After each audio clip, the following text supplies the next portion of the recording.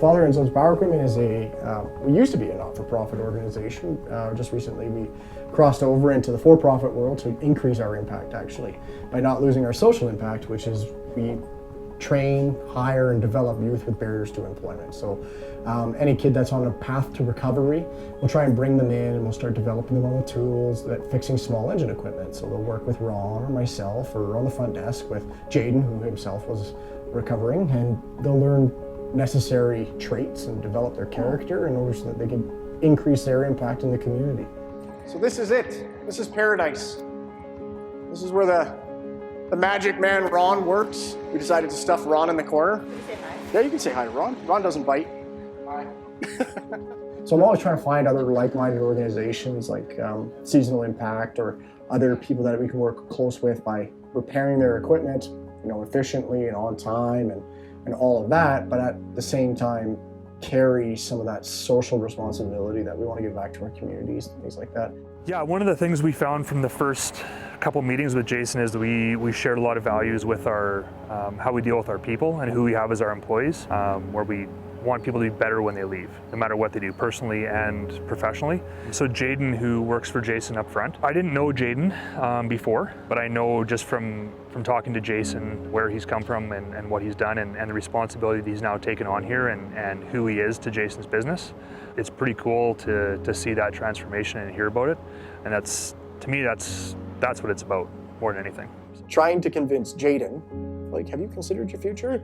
And one of the most chilling answers that he had back then was I don't see myself a part of it, or it's a future that you don't want to think that far ahead. I needed some type of mentorship, some type of leadership, because I was just ready to throw my life away. We can show these kids that the future is better with you because you have value and the future will be better because of you. Then that's the impact that we want to try and increase. That's the impact that we want to try and have. I started Father and Sons because the number one reason being I wanted to be around my own children, hence Father and Sons, right? So the whole idea and the principle there is the development of the family unit and then branching out from there. So, okay, how can I get involved with a program that provides positive, sustainable mentorship, that provides a healthy organization or a healthy community involvement, a healthy work atmosphere, and is going to develop skills necessary for the future, for that person's development in the future, much like previous employees that have been here. That's social entrepreneurship. Yeah, so it was the accelerator program that we took. When Father and Sons was very young, we were out of my garage. Yeah, and that was what the accelerator program was specifically for, was these socially minded programs or organizations that are committed to, do you want to go somewhere else or is that good? Do you like that in the background? How do we increase our impact? How do we enlarge our impact?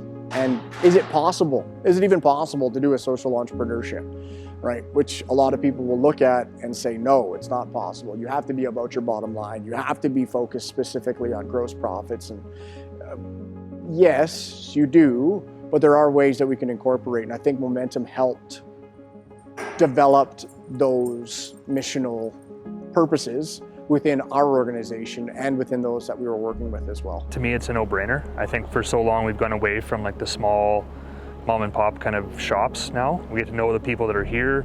Everyone has a story. Everyone has a reason for doing what they're doing, and that's what we're about too. So it's always interesting to get to know those people. It's not just kind of a big box experience. It's actually enjoyable to come here and talk to them.